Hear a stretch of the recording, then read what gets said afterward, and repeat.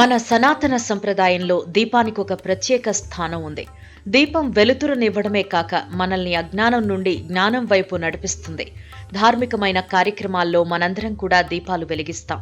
దీపాలకు కొండెక్కడానికి ముందు స్వస్తి చెప్పడం ద్వారా ఆ పరమాత్మ అనుగ్రహం కలుగుతుందని శాస్త్రం చెబుతోంది.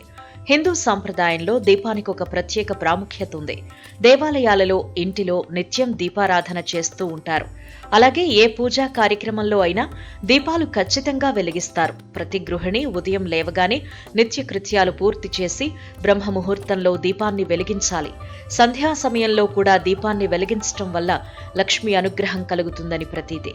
సంధ్యా దీపాల వలన గాలిలో ఉన్న బ్యాక్టీరియా నశిస్తుంది. ఈ సంప్రదాయం పురాతన కాలం నుంచి వస్తోంది. ఏ పూజా కార్యక్రమమైనా దీపం వెలిగించటంతో ప్రారంభమవుతుంది.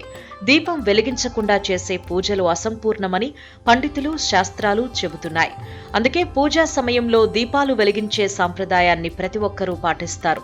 అయితే దీపాలు వెలిగించడానికి కొన్ని నియమాలున్నాయి. చాలా మంది ప్రజలు ఆ నియమాలను పాటించరు. దీనివల్ల వారు పూజ చేసిన శుభ ఫలితాలను అంతంత మాత్రంగానే పొందుతారు.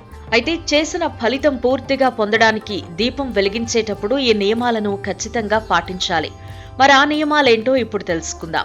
పూజా సమయంలో వెలిగించే దీపం శుభ్రంగా ఉండాలి. అలాగే పూజలో ఉపయోగించే దీపం ఎక్కడా పగలకుండా ఉండాలి. పూజలో పగిలిన దీపాన్ని ఉపయోగించటం వల్ల అశుభం కలుగుతుంది. మీరు పూజ ప్రారంభంలో దీపం వెలిగించినప్పుడు దీపంలో తగిన మోతాదులో నెయ్యి లేదా నూనె ఉండేలా జాగ్రత్త పడాలి. అప్పుడు పూజ ముగిసేలోపు దీపం ఆరిపోకుండా ఉంటుంది. పూజ మధ్యలో దీపం ఆరిపోవడాన్ని చెడు శకునంగా భావిస్తారు. పూజ సమయంలో నెయ్యి దీపం వెలిగించిన వెంటనే మరో నూనె దీపాన్ని వెలిగించకూడదు. దీపాన్ని పూజాస్థలం మధ్యలో దేవుని విగ్రహం ముందు ఉంచాలి. నెయ్యి దీపం వెలిగిస్తే నెయ్యి దీపాన్ని మీ ఎడమ వైపున ఉంచండి. నూనె దీపం వెలిగిస్తే దాన్ని మీ కుడివైపున పెట్టాలి. నూనె దీపంలో ఎర్రటి ఒత్తిని ఉపయోగించటం శుభప్రదంగా భావిస్తారు. ఇంటిలో వెలిగించే దీపానికి దూదిని ఉపయోగించి స్వయంగా ఒత్తులు చేసి వెలిగిస్తే శుభప్రదమని భావిస్తారు. పూజా స్థలంలో దీపాన్ని ఎప్పుడూ పడమర దిశలో ఉంచకూడదు. ఇలా చేయటం వల్ల ఆర్థికంగా నష్టపోయే అవకాశం ఉందని పండితులు చెబుతున్నారు.